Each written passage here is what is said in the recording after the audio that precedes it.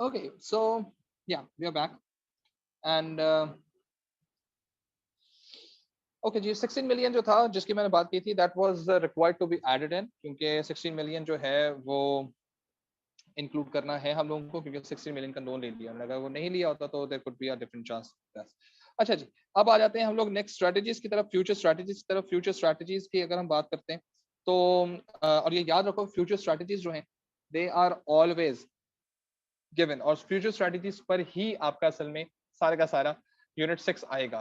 ठीक है, तो उसके लिहाज से भी जरा थोड़ी सी हम लोगों को चीजें देखनी है। Future strategy future. अब देखो कितना बुरा बिजनेस है, हालात बुरे हुए हुए, मुसलसल रैपिड ग्रोथ हो रही है, अमित और उसके दूसरे शेयर होल्डर्स के दरमियान जो है वो कॉन्फ्लिक्ट भी आ रहा है। ही सेज एंड कि मैं एंटरप्रेन्योर्स बनाना चाह रहा हूँ, but he needs all the control. और मल्टीनेशनल्स आ रही हैं, बड़ी एक्सक्विजिट किस्म की फैसिलिटीज हैं, और they are over charging their prices, क्योंकि उनको मालूम है कि जी प्राइस इलास्टिसिटी जो है वो 0.5 है, और उनके कस्टमर्स में बहुत खुश हैं। So it's all Amit led business. ठीक है, तो बाकी के share holders are having some problems. Future strategies के लिहाज से Amit conducted strategic analysis. Mubarak को स्ट्रेटेजिक एनालिसिस आ गया यहाँ पर। ठीक है, और ये मेरा ख्याल है 2020 और 2021 में स्ट्रेटेजिक 21 के अंदर स्ट्रेटेजिक एनालिसिस कहीं नहीं आया था। सही है, so strategic analysis there and और इसका मतलब ये है कि अब वो हमारे पास स्वाट PEST four five forces model core competency के लिहाज से बात आएगी। Amit conducted a strategic analysis of UBH to identify strategic options. A summary of Porter 5 force model, Mubarak को Porter 5 forces model जो है हमारे पास दे दिया गया है as shown in for option 2। अच्छा, ऑप्शन 2 के लिए दिया गया है, ऑप्शन 1 के लिए नहीं दिया गया। ठीक है, in that particular appendix again Porter 5 forces model: bargaining power customer, bargaining power supplier, threat of new entrant, threat of substitute and industrial rivalry। industrial rivalry कैसे बनेगी? co-working की यूपीएस जो दे रहा है और जो इंटरनेशनल प्लेयर्स हैं और जो पहले से मल्टीनेशनल और बड़े बिजनेसेस जो दे रहे हैं ऑप्शंस, वो इसका इंडस्ट्रियल राइवलरी। ठीक है, board has to make a decision between the following two strategies. Board includes Amit and the other two shareholders who have serious concerns। ठीक है, ऑप्शन वन क्या है जनाब? ऑप्शन वन है एक्सपेंड इनटू कंट्री जी, और country जी में जब आप एक्सपेंड कर रहे होते हैं तो उसमें हमारे पास, अच्छा पहले कंट्री डब्ल्यू में और कंट्री जी में जा रहे हैं। Open B hives which offers same facilities and same facilities as those in country W, यानी कि सेम फैसिलिटीज को कंट्री डब्ल्यू के लिहाज से उन्होंने ओपन करना है। economic growth in country Z is high. There are few businesses offering co-working centers in countries। ठीक है, सो इसका मतलब ये है कि यहाँ पर जो है काफी सारे लोग जो हैं वो ये चाह रहे हैं, लेकिन वहां पर ऑफर करने वाले लोग कम है, यानी कि वहाँ की इंडस्ट्रियल राइवलरी जो है वो रिलेटिवली कम हो सकती है। लेकिन ऑप्शन 1 के लिए पोर्टर 5 आया ही नहीं है, वो आया ही ऑप्शन नंबर 2 के लिए। लेट्स सी ऑप्शन नंबर 2 है क्या? टारगेट लार्ज बिजनेसेस कस्टमर्स इन कंट्री डब्ल्यू। ठीक है, अब लार्ज बिजनेस कस्टमर्स यानी कि बहुत सारे बिजनेस कस्टमर्स को हम लोगों ने ऐड इन करना है, जो somehow someway they are interacting और inter related with this sales and their operations, तो उनको अब हम लोगों ने इंक्लूड भी करना है इसके अंदर। ठीक है जी, अच्छा जी, अब हम अगर हम बात करते हैं इन टर्म्स ऑफ फर्दर, वो ये है कि develop a high specification B hives to attract multinationals and other large businesses customers. Premium facilities will be required and center will be needed to be located near international transportation hubs within country W, meaning now they are going for a premium services, जैसे वो एक बड़ी businesses ऊपर दे रहे थे तो वैसे premium देंगे। अगर वो उसका देते हैं तो वो और ज्यादा प्राइसेस चार्ज करेंगे, और this is going to super high expensive. लेकिन they are targeting multinationals, can they handle it? ठीक है, they already have opened so many outlets, they are planning to open so many offices in country W, now they are planning further for, तो इसका मतलब ये कि control out of control हो जाएगा कि ये इतना ज्यादा कैसे, तीन बंदे कैसे इतने ज्यादा होल्ड करेंगे। ठीक है, so it's going to be an issue. और अगर हम बात करते हैं इन टर्म्स ऑफ बिजनेस के लिहाज से, तो ये चीज प्लीज जहन में रखें कि हमारे पास अब जो हमारे पास ये डेटा दिया गया है स्ट्रेटेजिक चॉइस, मुबारक हो, तो we have the strategic choice का क्वेश्चन इस पर। तो बहुत आसान पेपर है, मतलब मेरा ये ख्याल है कि it is one of the easiest ones, और स्ट्रेटेजिक एनालिसिस और स्ट्रेटेजिक चॉइस दोनों आ गए। ठीक है, get ready for implementation question with either choice और एनालिसिस। ठीक है, तो चॉइस और एनालिसिस के साथ आपको इम्प्लीमेंटेशन का क्वेश्चन शायद आपको नजर आए आपके पेपर में। ठीक है, स्ट्रेटेजिक ऑप्शन 1 ड्राइविंग फोर्सेस। जब कभी ड्राइविंग फोर्सेस के लिहाज से बात आएगी, इसका मतलब ये है कि we are talking about force field model, and restraining forces का मतलब ये है we are talking about force field model. तो ये दोनों जो हैं, सही है, ये दोनों जो हैं, these two are force field model की कहानी। ठीक है, और आपने करना है इस तरह से कि जब आप इसका आंसर लिख रहे होंगे तो you have to just ensure कि यार रैपिड ग्रोथ से क्या फायदा होगा, क्या नुकसान होगा, और इसमें क्या फायदा होगा, तो you comparatively discuss these things. ठीक है, हाउ एवर ये रिस्ट्रेनिंग फोर्सेस के स्टेबिलिटी से क्या इशू हो सकता है, और इन दो में से ये जो हाई कॉस्ट और ब्रांड डेवलपमेंट है, इनमें से कोई एक उठाकर उसको समझा दीजिए। ठीक है, तो फिर capital cost infers your investment appraisal. ठीक है, ARR is your investment appraisal. ठीक है, डिसीजन ट्री आपके पास पूरा का पूरा डिसीजन ट्री आपके पास आ गया, expected value, monetary value, probability success. Decision tree भी बनाने को आ सकता है, वैसे तो इसे एक्सपेक्टेड मॉनेटरी वैल्यू दे दी गई है, इसकी 2 मिलियन है, उसे 6 मिलियन है, तो एक्सपेक्टेड वैल्यू जो है वो जिसकी ज्यादा होती है उसको सेलेक्ट किया जाता है। ठीक है, again the probability success is 70%, whereas probability success of option 1 is 60%। ये प्रोबेबिलिटीज का जो परसेंट है ये टोटल सब्जेक्टिव होता है। If you are more optimistic तो ये काम कर सकते हैं। एक चीज ध्यान में रखें कि ये किसने काम किया है। Okay, the culprit is here, हमें कल्प्रेट मिल चुका है, and the culprit is Amit. सही है, Amit conducted every single thing. So since he is too much overwhelming and too much of overexcited kind of a person, सही है, ओवरडू करने वाला बंदा है, उसके लिहाज से ये जो परसेंटेजेस हैं, I have some serious concerns with their relative accuracy. ठीक है, और इस पर शायद इसके बाकी के जितने भी होंगे जो क्या नाम है इसके वर्कर्स होंगे, उनको शायद इसमें इशू आना शुरू होगा, क्योंकि ये बहुत ज्यादा अजीब तरीके से काम करता है। फाइन, सो हमारे पास फोर्स फील्ड मॉडल के अंदर what we have force field choice के अंदर we have force field model, we have investment appraisal, we have decision tree. What we have not, Ansoff. तो एनसॉफ असल में क्या है? एनसॉफ असल में ये है, ये एनसॉफ है। ठीक है, ये एनसॉफ है, आपने इनको पकड़ के समझाना है। तो एनसॉफ वाले पैराग्राफ में पहले आप बताएंगे एक्सपेंशन का क्या फायदा नुकसान हो सकता है, और जब आप टारगेट बिजनेसेस को इस्तेमाल करेंगे तो उसको, लार्ज बिजनेस इस्तेमाल करेंगे तो उसको क्या फायदा नुकसान होगा। जब आप ये बात करेंगे तो आप एनसॉफ के बारे में बात कर रहे होंगे। Do not try to put the new development product और न्यू मार्केट डेवलपमेंट या डाइवर्सिफिकेशन या ऐसा की कोई चीज करने की जरूरत नहीं है। Directly go and talk about these headings जो मैंने बताई हैं, यही एनसॉफ को इस तरह से बताया जाता है। Fine. So this is basically what we have, and then as I said before कि SWOT analysis और PEST analysis के अंदर और even Porter 5 forces model के अंदर भी ये आपके पास इस तरह से टेबल गिवन होता है, और वो टेबल गिवन होने का रीजन भी यही है कि आपको ये बताना है कि भाई आपने इनमें से कोई एक आइडेंटिफाई कर लें, कोई एक आइडेंटिफाई कर लें।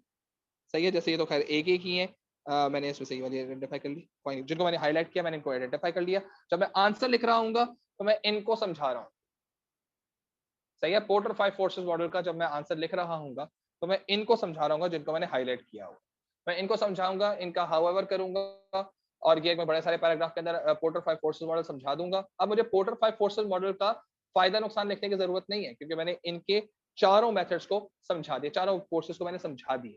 उसके बाद पैराग्राफ आएगा मेरे पास स्वॉट का, फिर पेस्ट का और कोर कॉम्पिटेंसी का। तो ये याद रखेंगे, जब आप ये बाकी 4 पैराग्राफ लिख रहे होंगे, बाकी 3 स्वॉट, पेस्ट और वो लिख रहे होंगे, तो वहां पर आपको उनके फायदे और नुकसानात लिखने होंगे। इंस्टेड क्या आपके पास कोई स्वॉट एनालिसिस करके नहीं दिया गया, कोई पेस्ट करके नहीं दिया गया, कोई कोर कॉम्पिटेंसी बताई भी नहीं है, क्योंकि है भी नहीं है समय कोई कोर कॉम्पिटेंसी। ठीक है, तो लेकिन आपने उसकी इंपॉर्टेंस लिखनी है। This is how you are going to structure the whole answer.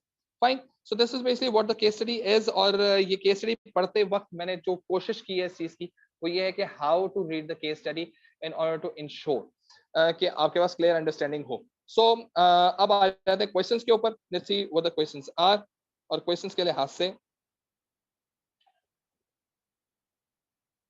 ये नहीं जी क्वेश्चन, ये आ गया हमारे पास फेब मार्च 2022। सही है, और इसका ये आपके पास आ गया पेपर।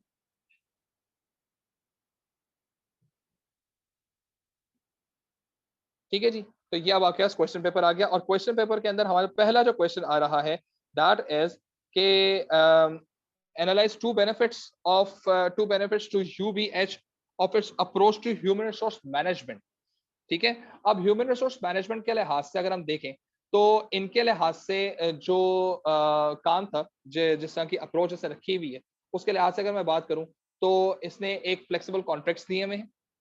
ठीक है, इसके पास जो एक पॉइंट है वो इसका फ्लेक्सिबल कॉन्ट्रैक्ट्स का है। ठीक है, नंबर 2 इसने डेलीगेशन की हुई है। ठीक है, नंबर 3 इसने जो है ये ओरिजिनली इन एंटरप्रेन्योरल कल्चर के ऊपर जा रहा है।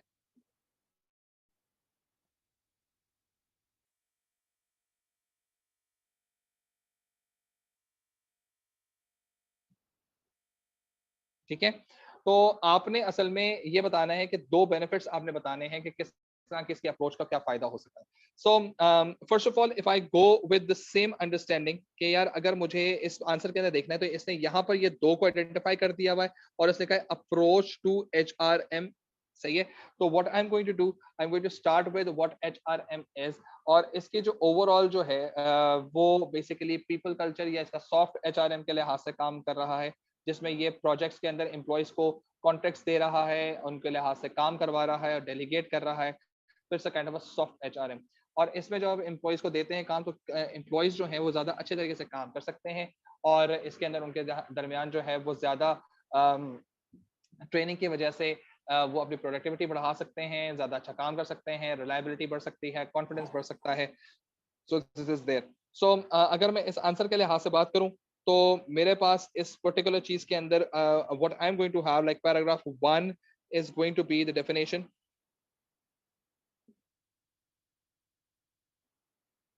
Of HRM। ठीक है, paragraph 2 is benefit 1 link with case and explanation. ठीक है, और याद रखें क्योंकि ये क्वेश्चन जो है ये ओरिजिनली ये क्वेश्चन जो है ये बात कर रहा है इन टर्म्स ऑफ दो मेथड्स के लिहाज से, दो के लिहाज से आइडेंटिफाई नंबर आइडेंटिफाई कर दिया इसने, तो we man not go beyond 2। हम 3 नहीं लिख सकते, जब आइडेंटिफाई कर दिया है फिर 2 की ही बात करनी है, हमने 3 की बात नहीं करनी। ठीक है, फिर पैराग्राफ नंबर 3 आ जाएगा हमारे पास, वहां पर बेनिफिट नंबर 2 लिख देंगे इसका। ठीक है, उसको हम लिंक कर देंगे और उसकी हम लोग एक्सप्लेनेशन दे देंगे। So this is basically how you, it's going to be a very small answer, लेकिन सिंस दे हैव आइडेंटिफाइड 2, ये रहा 2 लिखा हुआ यहाँ पर इसलिए, and they have said the analysis as well, so we are not going for any howevers और therefores. और बेनिफिट्स आपके पास एम्प्लॉय मोटिवेशन भी हो सकता है, काम के तेज होने की वजह से भी हो सकता है, एम्प्लॉय रिकग्निशन भी हो सकता है, और एम्प्लॉय डेवलपमेंट भी हो सकता है। तो ये चीजें आपके पास इसमें आ सकती हैं।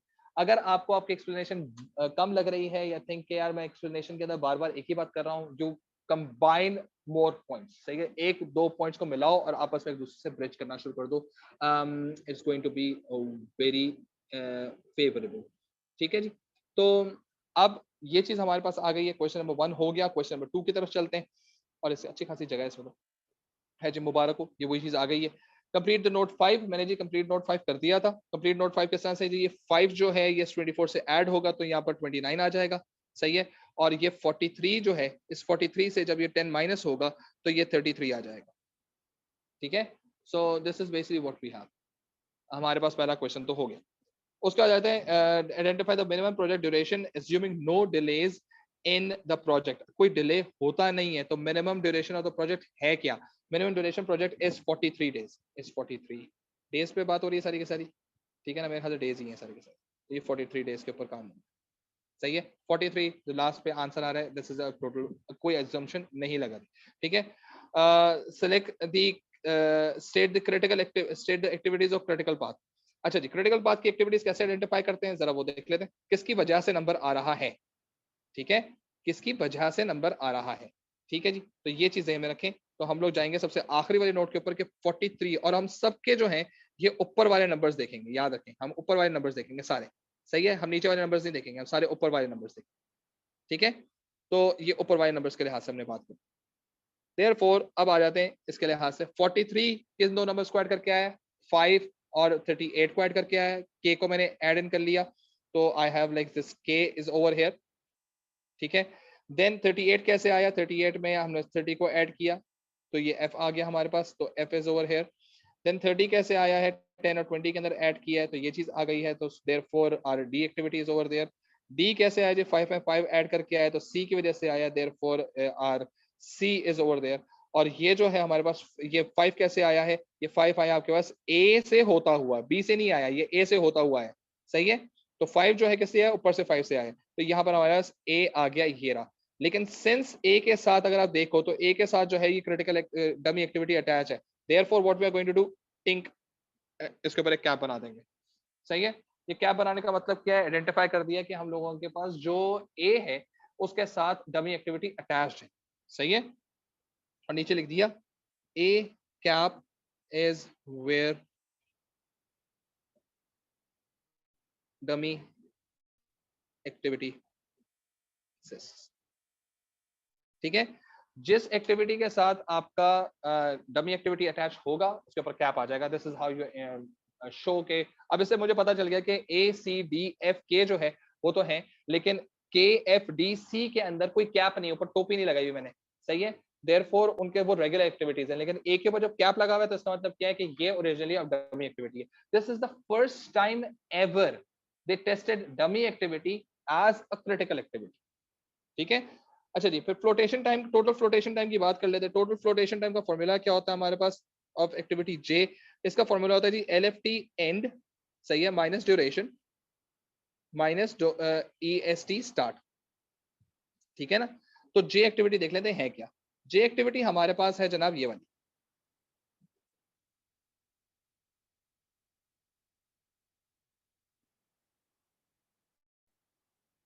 सही है। ये एक्टिविटी हमारे पास जे है, जिसकी ड्यूरेशन जो है वो 30 है, सही है। जिसके पास ई एस टी जो स्टार्ट है, सही है, मैं जरा सबको मिटा देता हूँ, ठीक है जी। जो ई एस टी स्टार्ट है इनके पास, वो इनके पास है 5, ठीक है। ये 5 जो है ये एल एफ टी स्टार्ट है, ये 43 जो है ये ई एस टी एंड है, और ये 43 जो है ये E L F T and है। यानी कि जे एक्टिविटी के कनेक्टिंग और एंडिंग नोट्स के ऊपर जो ई एस टी और एल एफ टी होते हैं वो स्टार्टिंग और एंडिंग के होते हैं। So we need L F T and this लाल 43, and we need this lal 5 along with this 30, ठीक है। सो ये हमारे पास फॉर्मूला बन गया, तो 43 माइनस 30 माइनस 5, 43 माइनस 30 माइनस 5, ये ओरिजिनल हमारे 35 और 8 आ गया,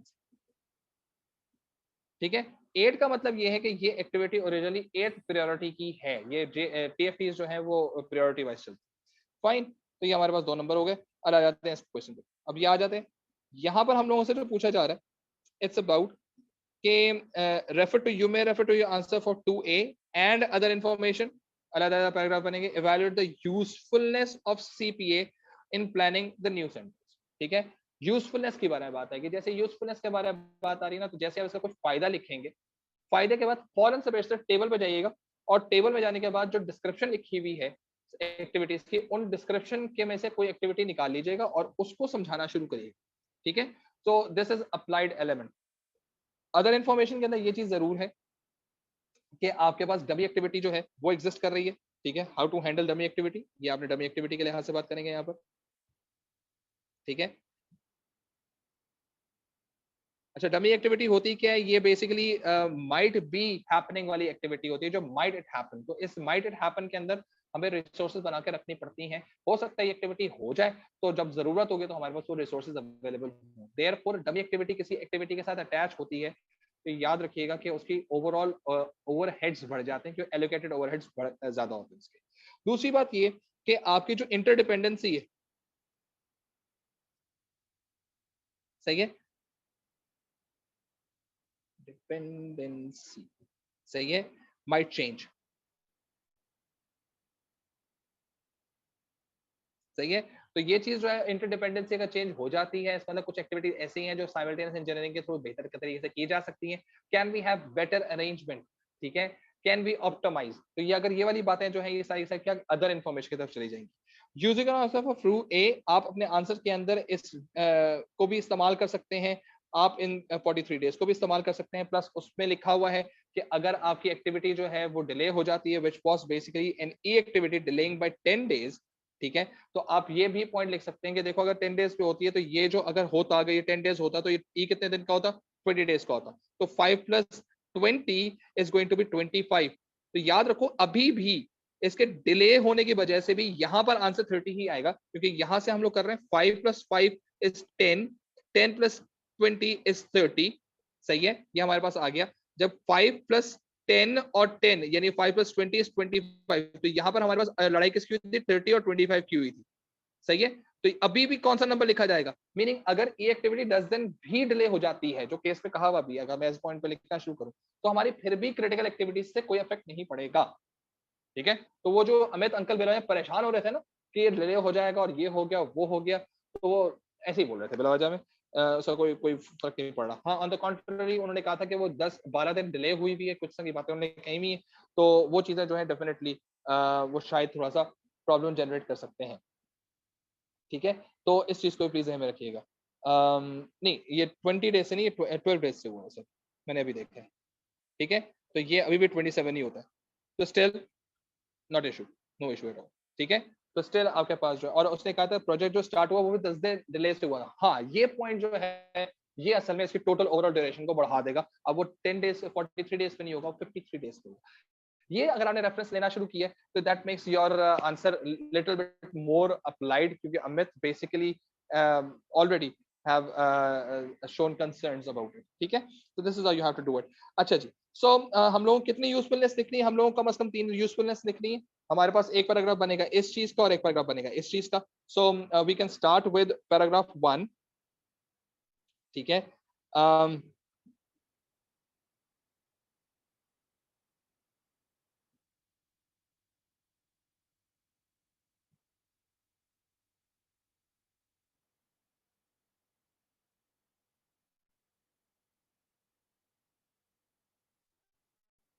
सही है, तो ये हम लोग पैराग्राफ 1 की तरफ जाते हैं। जब ये बात की तो हम लोगों ने इसके लिहाज से बात कर ली, ठीक है। फिर हम लोग चले जाते हैं पैराग्राफ नंबर 2 के ऊपर और हम बात कर लेते हैं डमी एक्टिविटी की,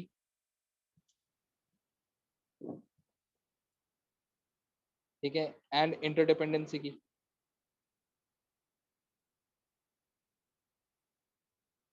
तो ये बेसिकली हमारे पास ये वाला पैराग्राफ जो है वो इसकी तरफ लिंक कर गया। Then we go for paragraph number 3, 4 and 5, सही है, 4 एंड 5 ये जो हमारे पास पैराग्राफ होंगे ये किस तरह से चलेंगे हमारे पास, ये चलेंगे हमारे पास यूजफुलनेस 1 ऑफ सीपीए, वो लिंक होगा, वो एक्सप्लेन होगा, और उसके साथ हाउ एवर उसके साथ उसका इशू लिख दिया जाएगा, ठीक है। Same goes over here, same goes over here. And then paragraph number 6 जो होगा वो आपका कंक्लूजन का होगा, सही। कंक्लूजन में दो चीजें होती हैं, योर ओपिनियन एंड रीजन, और दूसरी चीज होती है आपकी एंडिंग। और एंडिंग के अंदर हमेशा याद रखिएगा कि आप जो है वो किसी बिजनेस ऑब्जेक्टिव को आप लिंक करते हैं। So this is basically how you have to do it. तो ये पूरा का पूरा एक स्ट्रक्चर एलिमेंट वहां पर डेवलप हो जाता है। Fine, so then we move on and you have like 12 marks for it. This के उसके बाद जो है हमारे पास आ जाता है जनाब ये जो इकोनॉमिक एक्टिविटी है, सही है। Evaluate the likely impact on UBH on changes of the changes of the government made to its economic policies in response to the recession। अब वही बात, 4 पॉइंट्स ऊपर लिखे हैं। पहला पॉइंट क्या था, इंक्रीज इन्वेस्टमेंट था इंफ्रास्ट्रक्चर के अंदर। दूसरा था कि आपने इनकम टैक्स को रिड्यूस करना है। तीसरा था कि सेंट्रल बैंक जो है वो इंटरेस्ट रेट कम कर रहा है। चौथा था कि आपने प्रॉपर्टी टैक्सेस को भी आपने कम करना है, ठीक है, डिले करना। ये 4 पॉइंट्स हो गए ना, इन चारों पॉइंट्स को समझा दो अलग अलग, सही है। फिर अदर इन्फॉर्मेशन आ जाएगी और अदर इन्फॉर्मेशन के बाद जो है आपका कंक्लूजन आ जाएगा। तो बिल्कुल सिंपल सा स्ट्रक्चर बन गया इसका पूरा का पूरा, ठीक है। लाइकली इंपैक्ट है, पॉजिटिव भी हो सकता है, नेगेटिव भी हो सकता है, ठीक है। सो अब ये लाइकली इम्पैक्ट का मतलब क्या है, ये पॉजिटिव भी हो सकता है, ये नेगेटिव भी हो सकता है। तो आपकी मर्जी है, आप जैसे भी चीज लेके जाना शुरू करो। अब क्योंकि अब ये चीज जो है ये ओरिजिनली एक 16वां का आंसर है, तो what I need to do, I need to know कि यार ये चीज या ये चीज, इनमें से किसी एक को मुझे डिफाइन करने की जरूरत है।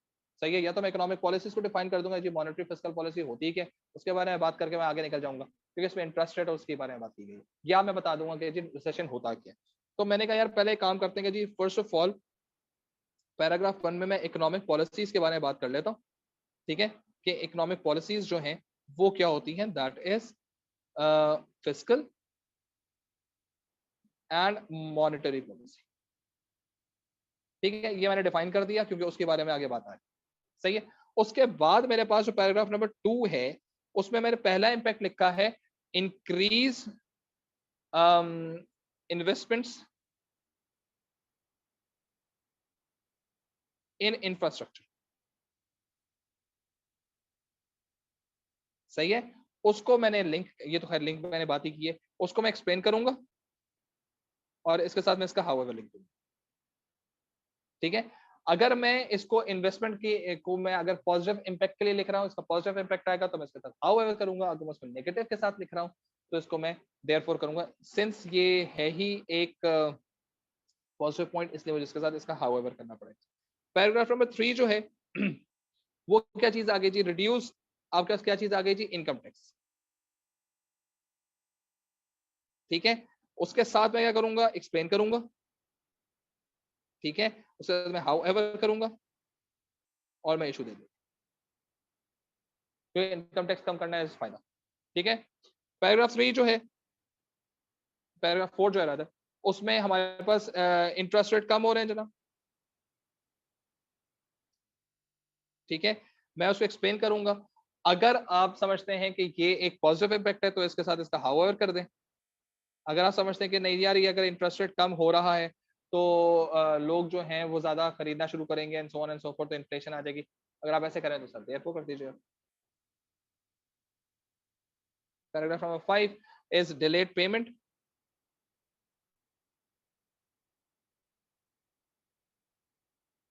सही है, आप इसको एक्सप्लेन करेंगे।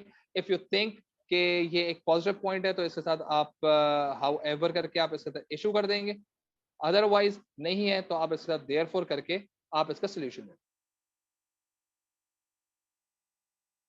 ठीक है, अब ये तो चीज हो गई क्योंकि ये बात तो आ गई ना सारी की सारी, लेकिन पॉइंट इस तरह से कि क्या ये काफी है। ठीक है, क्या ये काफी है, क्योंकि ओरिजिनली ये जो आपके पास पॉलिसीज हैं they might trigger the inflation, क्योंकि ये जो आपने इनकम इंटरेस्ट रेट कम किया ना, ये इन्फ्लेशन बढ़ाएगा। इन्फ्लेशन बढ़ाने से आपके एक्सचेंज रेट पे फर्क भी पड़ सकता है। प्लस लोगों की बाइंग पावर क्या है मुझे नहीं मालूम, तो मुझे ये चीजों के बारे में मालूम होना चाहिए। तो मैं पैराग्राफ 6 में आ जाऊंगा और ये मेरे पास बन गया है अदर इन्फो का पैराग्राफ। ठीक है, और इसमें मैं हो सकता है मैं एक्सचेंज रेट की बात करूं, कि एक्सचेंज रेट के बारे में बात तो की नहीं। सही है, मैं इस जगह पे शायद इनकम लेवल की बात करूं। ठीक है, वो हमें नहीं मालूम। मैं फिर हो सकता है शायद इस, क्योंकि मैं एक्सचेंज रेट की इसलिए बात करूंगा क्योंकि अभी मल्टीनेशनल्स भी तो आ रही है ना, तो वो भी चीज आ सकती है, मैं इसके साथ इन्फ्लेशन की बात भी कर सकता हूँ। ठीक है ना, और सिमिलरली जब ये चीज सबके साथ है तो इवन कंपटीशन में इंक्रीज।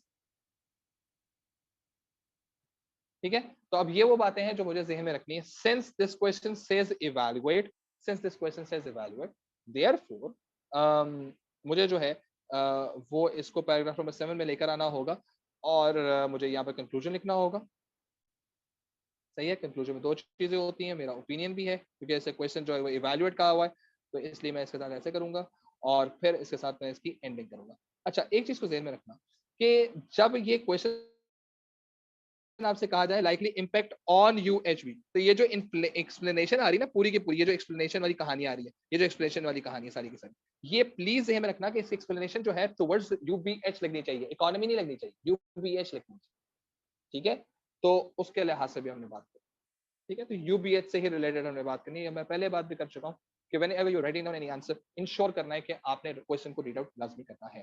ठीक है, okay, so let's move on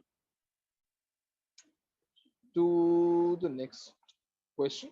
and this is our gearing ratio. और गियरिंग रेशो के लिहाज से आपके पास काफी सारी चीजें हैं, एंड दैट बेसिकली में include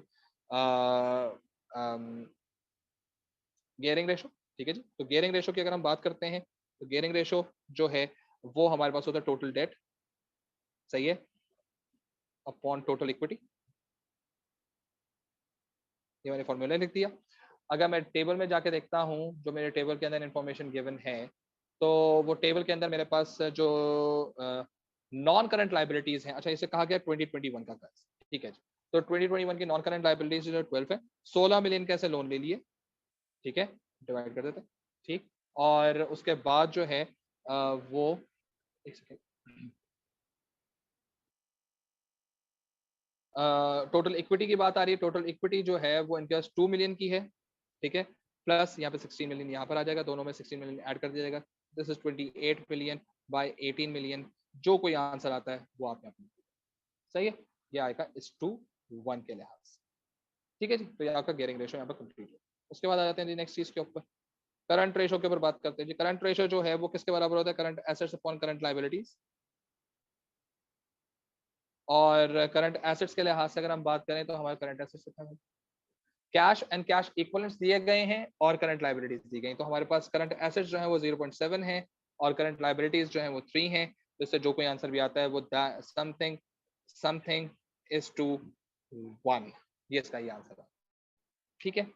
dividend cover ratio, dividend cover ratio का मतलब ये है कि आपने टोटल कितना पे किया, कितने प्रॉफिट किया, उसमें से कितना पे किया, सही है।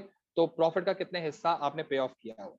तो याद रखेंगे डिविडेंड कवर रेशो DCR, सही है, this is total dividend paid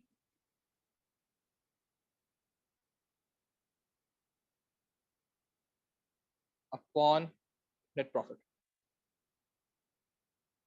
ठीक है। कवर है तो ये परसेंट में कवर होता है, कितना परसेंट आपने दिया है, that is going to be 100। तो ये चीज आप यहाँ पर लिख सकते हैं इस तरह से। देयरफॉर नहीं, ये क्योंकि कवर, हाँ DCR, तो आपके अगर रेशो में लिखता है तो S/1 भी कर सकते हैं, ठीक है। सो अब आपके पास जो नेट प्रॉफिट इसमें हमारे पास आया हुआ है वो आया हुआ है, टोटल डिविडेंड कितना पे किया हुआ है हम लोगों ने 0.5, ठीक है। और हमने कितना डिविडेंड किया हुआ है 1.5, तो ये हमने इनटू 100 कर दिया। तो जो कोई आंसर आएगा वो इन परसेंटेज भी आ सकता है, या फिर अगर आपने इसको नहीं लिखना तो ये चीज is/1 भी आ सकती है, डिपेंडिंग ऑन द सिचुएशन कि आप कवर रेशो की तरफ जा रहे हैं, कवर परसेंटेज की तरफ जा रहे हैं। अब जब ये बातें कर दी हैं आपने, और ये याद रखो गेयरिंग जो है वो बढ़ रही है इनकी, ठीक है, बुरी बात है। रेशो बहुत अजीब सा है, पैसे नहीं है इनके पास, तो ये लिक्विडिटी का इशू आ सकता है। कवर रेशो जो है dividend share holders are not very happy, ठीक है, क्योंकि ये बेसिकली 30% भी डिस्ट्रीब्यूशन नहीं होती, ठीक है। तो अब ये आंसर फिर आ गया आपके सामने, refer you may answer to your for A other information, recommend whether, justify your answer. फिर चीज आ गई भाई, क्या हमें पब्लिक लिमिटेड कंपनी में कन्वर्ट करना चाहिए नहीं करना चाहिए। और ये याद रखो कि जो मैक्रो इकोनॉमिक वाला क्वेश्चन है ना, HR वाला क्वेश्चन है, ये पब्लिक लिमिटेड वाला क्वेश्चन है, ये 2021 के अंदर आया हुआ है तीनों। जो मैंने पहले बात की थी ना कि आप ये 2020 और 2021 के पेपर आप कर लें तो आपको अपने पेपर में वही चीज नजर आएंगी। तो ये चीजें पहले आ चुकी हुई हैं, पहले भी 2020 और 2021 के अंदर एक क्वेश्चन आया हुआ है कि रेशियोज निकालो, बताओ इसको पब्लिक लिमिटेड में कन्वर्ट होना चाहिए नहीं होना चाहिए। क्वेश्चन रिपीट हो गया, ठीक है, कंडीशंस चेंज हो गई, क्वेश्चन रिपीट हो गया, HRM का क्वेश्चन रिपीट हो गया, सर आपने सही है, ऊपर वाला इकोनॉमिक चेंजेस रेशो वाला उल्टा क्वेश्चन किया रिपीट हुआ हो है। गया, ठीक है, आपने ऊपर वाला क्रिटिकल रेशो पाथ उल्टा वाला किया क्वेश्चन सर। रिपीट हो गया। तो ये चीज प्लीज ध्यान में रखें कि जब ये चीजें रिपीट हो रही है ना, तो ये वाकई रिपीट हो रही है, तो इंश्योर करना है कि आपने कैसे काम करना है। देयरफॉर इसका बिल्कुल वही तरीका है जैसे मैं पहले बात भी कर चुका हूँ कि आपने पब्लिक लिमिटेड कंपनी बनना है, यस, इसके बाद वाली जितनी भी चीज लिखी गई है, ठीक है, इसके बाद वाली जितनी भी चीज है, ये सारी की सारी चीज अब आपने पहले यस भी करनी है और फिर नो भी करनी है, ठीक है। कि यार 16 मिलियन हमें और लेना पड़ेगा, पहले परेशानी इतनी ज्यादा ओवर ग्रोथ हुई हुई है, मसले हो रहे हैं, things are not under control, और फिर आप पब्लिक लिमिटेड कंपनी बन रहे हो तो it's going to be problematic, ठीक। तो अदर इन्फॉर्मेशन के अंदर हम ये कह सकते हैं कि कॉन्फ्लिक्ट ऑफ शेयर होल्डर्स भी आ सकता है, आप उनको पेमेंट ज्यादा अच्छा नहीं कर रहे हैं। प्लस अगर हम देखें तो इसमें सिर्फ 2 साल का डेटा दिया गया है, we really do not know कि इससे पुराने डेटा क्या, ठीक, हमारे पास कोई कंपैरेटिव डेटा भी नहीं है। तो अदर इन्फॉर्मेशन के अंदर मैं शायद ये बड़े इजीली बात कर सकता हूँ कि कॉन्फ्लिक्ट ऑफ शेयर होल्डर्स, सही है, मुझको इंडस्ट्रियल एवरेजेस भी नहीं मालूम, ठीक है। उसके बाद जो आपका जो डेटा है, सही है, उसमें आपको शेयर प्राइस के बारे में नहीं मालूम कि शेयर प्राइस आप क्या सेट करेंगे, ठीक है। और उसके लिहाज से अगर हम बात करें कि क्या हम लोग वाकई एक कंपनी ऐसी है जिसका वर्किंग कैपिटल जो है वो नेगेटिव में एग्जिस्ट कर रहा है, ठीक है, क्योंकि अगर मैं वर्किंग कैपिटल की बात करूं तो वो भी निकल सकता है, क्योंकि वर्किंग कैपिटल कैसे निकलता है, current assets minus current liability. तो 0.7 में से अगर मैं 3 को माइनस करता हूं तो -2.3 का इनका वर्किंग कैपिटल है, कैश फ्लो इश्यूज। तो क्या ये कैश फ्लो इश्यूज के साथ पब्लिक लिमिटेड कंपनी बाकायदा कर सकते हैं या नहीं कर सकते, दैट्स अ क्वेश्चन थिंग। तो ये चीजें हों, सही है। सो बिल्कुल सही है कि आपने पब्लिक लिमिटेड कंपनी में होने का क्या फायदा होगा, हाउएवर, सही है, कर ना होने पर क्या फायदा होगा, और so on and so forth. This is how you have to structure this question, ठीक है। Then move on to question number 5, सही है। और this is basically evaluate two changes that UBH could make to its current marketing strategy to increase sales and reach to target capacity utilization। मुबारक हो, ये बिल्कुल हम लोगों ने पढ़ते हुए ही आइडेंटिफाई कर लिया था कि ये चीज आने वाली है, and we were so ready for this. और ये चीज ध्यान में रखें कि हमारे पास जो मार्केटिंग के लिहाज से जो चीज गिवन है वो ये है कि हम लोगों को अब किस तरह से ये चेंजेस लेकर आनी है कि हमारे पास जो सेल्स हैं वो बढ़ जाएं, और जो आपके पास टारगेट्स हैं वो इंप्रूव हो जाए, ठीक है। चेंजेस की बात करनी है, तो this is basically where you are going to talk about the definition of marketing strategy, and since they have identified 2 changes, you can not go for 3 changes, ठीक है। इवैल्यूएट 2 चेंजेस, ठीक है। तो आपको अब ये बताना पड़ेगा कि इनकी मार्केटिंग स्ट्रेटजी में कौन सी 2 चीजें चेंज करनी चाहिए जिसके लिहाज से हम काम करें, ठीक। तो आपको ये जहन में रखो कि आप बता तो बहुत सारी सकते हो, इवैल्यूएट 2 को करो, ठीक है। और 2 को इवैल्यूएट करने का मतलब ये कि अब आप ये भी कह सकते हो कि सिंस उन्होंने कहा हुआ था कि जी हमारे पास जो है prices are flexible, contracts are given, prices are feedback customer जो रेट प्राइस जो है वो बहुत अच्छा है, और जो फ्लेक्सिबल कॉन्ट्रैक्ट्स हैं और डिस्टेंस जो है वो कम है फ्रॉम हब पॉइंट्स, तो वो एक एक्स फैक्टर है। प्लस उनका पीईडी जो है वो -0.5 है, प्लस वो एडवर्टाइजमेंट जो है वो सोशल मीडिया के थ्रू करते हैं। तो आप ये कह सकते हैं कि मेरा ख्याल ये है कि इनको जो प्राइसेस होनी चाहिए उसके अंदर कुछ मेंबरशिप्स को इंट्रोड्यूस करवाना चाहिए, ठीक है। मेंबरशिप्स होंगे तो लोग और ज्यादा इनके साथ स्टिक करके अच्छे तरीके से हम काम कर सकते हैं। It's not basically just the contract they are facing getting, कि आप 1 दिन का करें या 1 साल का करें। आप मेंबरशिप्स भी अगर आप करवा लेते हैं कि आप अगर इस तरह के जोन के साथ आप काम कर रहे हो, तो आपके कनेक्टेड जितने भी लोग होंगे अगर आपके रेफरेंस से आते हैं, so they might get some kind of discount. So this is going to crowd pulling technique, ठीक है। Again, since it's 0.5 तो less likely कि अगर आप prices को कम करें you won't be getting any result on that। लेकिन अगर हम ये दूसरी चीज देखें तो हम ये बात कर सकते हैं कि हमारे पास जो कंपटीशन है वो नेशनल कंपनी से बहुत ज्यादा बढ़ रहा है, ठीक है। और 2 इंटरनेशनल कंपनीज हैं, कॉर्पोरेशंस हैं जो अभी रिसेंटली एंटर हुई हैं, so they have seen enough sales available जिसकी वजह से वो मार्केट में एंटर हो रही हैं। और अगर वो नहीं होंगी और वो अगर हो जाती हैं और इवेंचुअली आपका बिजनेस जो है उसके थ्रू काम करना शुरू करता है, तो ये प्राइसेस नहीं चल सकती, रिड्यूस द प्राइसेस। तो प्रमोशन आपका एक पॉइंट हो सकता है, प्राइसिंग आपका एक पॉइंट हो सकता है, प्लस जो फैसिलिटीज हैं उनको आप और यूनिक वे में इस्तेमाल कर सकते हैं, और आप उनके लिए कुछ ट्रांसपोर्टेशन का इफेक्ट भी कर सकते हैं प्लेस के लिए, कन्वीनियंस बढ़ाने। तो कोई भी 2 उठा लें, उन दोनों को समझाना शुरू कर दें, लेकिन याद रखें कि जो भी कोई आप समझा रहे होंगे उसके अंदर सेल्स और टारगेट की अचीवमेंट के बारे में बात जरूर करनी है, ठीक है। कि यार ये अचीव हो रहा है, जब एक्सप्लेन कर रहे होंगे ना उसको, उसमें आने या तो सेल्स को इंक्रीज करवाने या टारगेट को रीच करवाने, किस चीज की कैपेसिटी यूटिलाइजेशन, वो जो हमारे पास 80% थी और इसको उठाकर हम 100% पे ले गए। लेकिन since it's a evaluate question and 16 mark question, मुझे यहाँ पर अदर इन्फो डालनी है, ठीक है। और अदर इन्फो डालने का मतलब ये कि मैं पहली चीज तो ये कर सकता हूँ, क्या ये 100% capacity is realistic and sustainable, ठीक है। नंबर 2 चीज ये कि जो भी कोई ये चेंजेस हैं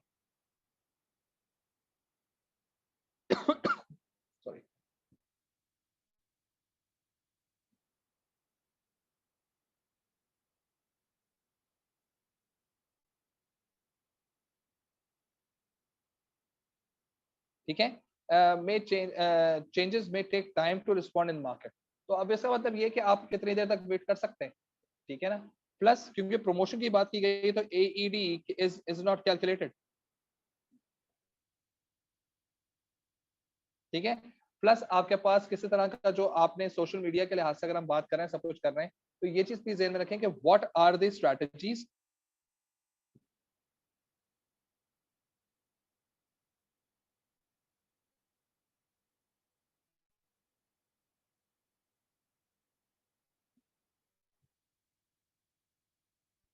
सही है। तो अभी जो करंट स्ट्रेटजीज है वो क्या है, just look at those changes. लाने से पहले पहले उनको देख लो, क्योंकि you need to incorporate embed that. Plus एक अच्छा बच्चा जो है वो शायद ये बात करेगा यार फ्यूचर के अंदर they are going for expansion plan as well. वो इंटरनेशनल लोगों को भी हायर करने वाले होंगे, जब इंटरनेशनल लोगों को हायर करेंगे तो क्या वो इस चीज को भी ज़हन में रखेंगे कि एक्सचेंज रेट को भी ज़हन में रखेंगे। That's basically how you have to, ठीक है। So starting with definition of your क्या नाम है इसका, market strategy, then price, place, promotion and product, इन सब के बारे में अलग अलग बात करना है। किसी दो को पढ़ कर इवेल्युएट करना है, ठीक है। किसी दो के अंदर आपने चेंज, यानी कि यूएसपी बताना है, जो इनके यूएसपी बताए गए हैं उसको आप हाउएवर कर देंगे। प्राइसिंग पे अगर आप आते हैं तो फॉरेन से प्राइसिंग को चेंज कर, अब बताओ ये क्यों जरूरी, ठीक है। यानी प्राइसिंग, प्रोडक्ट बताया, समझाया, इवेल्युएट किया, प्राइसिंग बताई, चेंज की, चेंज करने पर जो चेंज करने की स्ट्रेटेजी पे जो फायदा है वो समझाया, फिर उसको इवेल्युएट, ठीक है। प्रमोशन पे आ गए, प्रमोशन जो चल रही है, नहीं जी हमने फीडबैक के लिहाज से हमने कस्टमर फीडबैक और वर्ड ऑफ माउथ को भी आगे लेके चलना है। वो चेंज किया, उसका फायदा हाउ और उसका नुकसान। प्रमोशन हमने कहा नहीं यार ठीक है, दो हो गया ना हमारे प्रमोशन, यार जैसे प्लेस कर रहे थे तो वैसे ही प्लेस करते रहो, कोई टेंशन की बात नहीं है, चिल करो, एंजॉय करो, हाँ ठीक है। उसका इंपॉर्टेंस लिख दी, अदर इन्फॉर्मेशन का पैराग्राफ आ गया, ठीक है। और देन आपका कंक्लूजन आ गया, ठीक है। कंक्लूजन के अंदर आपके पास आ गया आपका ओपिनियन कि कौन सी चेंज जो है इट्स मोर इम्पोर्टेंट, और देन आपका एंडिंग आ गई जो आपने बिजनेस ऑब्जेक्टिव को लिंक कर।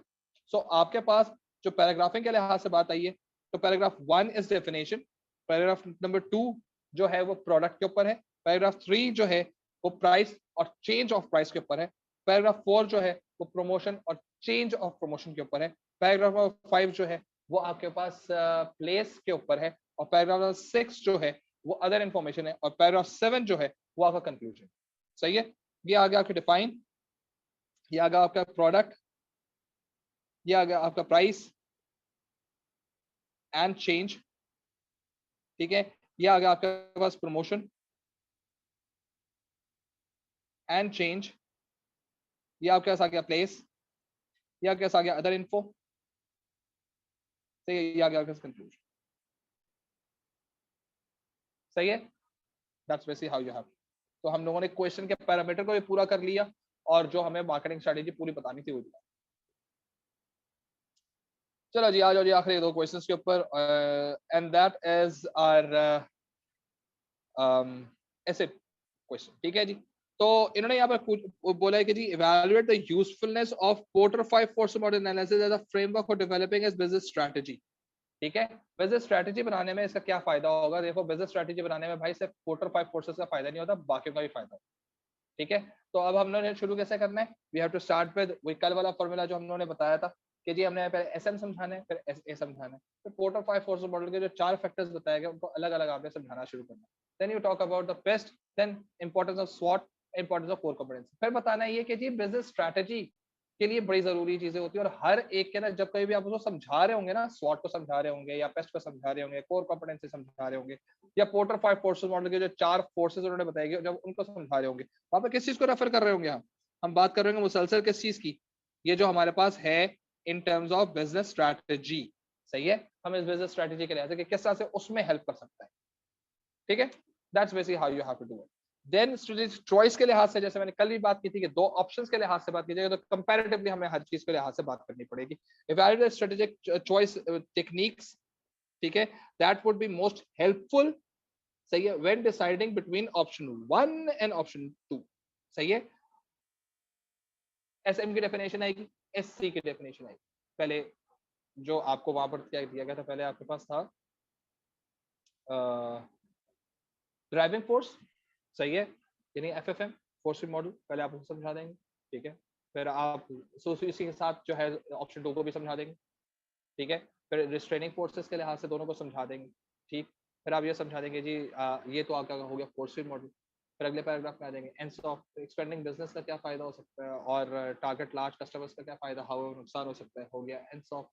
फिर आपने कैपिटल कॉस्ट और एआरआर के लिहाज से बात की, तो आपने कहा यार देखो एआरआर तो बात कर रहे हो, लेकिन पहली बात तो ये कि 6 मिलियन पैसे कहाँ से आएंगे और उसके 10 मिलियन कहाँ से आएंगे, फाइनेंसिंग का इशू। पहले 16 मिलियन और ले चुका है क्योंकि वो पब्लिक लिमिटेड कंपनी बन रहा है, उससे पहले उसने इतनी सारी दुकानें खोली हुई है, वो पहले भी लोन के साथ चल रहा है, लैंडलॉर्ड के साथ चल रहा है। तो गेयरिंग तो भाई बहुत सारी है, तो इसका मतलब इसका फाइनेंशियल कॉस्ट जो है बहुत ज्यादा पड़ने वाली है। तो ये चीज इस चीज को ध्यान में रखें कि जब आप कोई भी पैराग्राफ लिख रहे हो 2 टेक्निक्स के अंदर, तो उसमें आप साथ साथ उसी जगह पर बता दें भाई इस लिहाज से ड्राइविंग फोर्सेस के लिहाज से मेरा ख्याल है ऑप्शन 1 सीम्स गुड।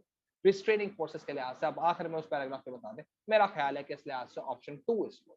फिर आप बता दें इन्वेस्टमेंट अप्रेजल के लिहाज से जो बता रहे हो, तो यार क्योंकि वो उसका 15% है और जो वो 10% है, तो seems like more return is better, तो according to investment appraisal strategy 2 seems to be good. तो हर जगह पे ना अपना अपना एक ओपिनियन मारते रहो साथ साथ कि यार मैं इस टेक्निक के लिहाज से ये अच्छा लग रहा है, इस टेक्निक के लिहाज से ये अच्छा, ठीक है।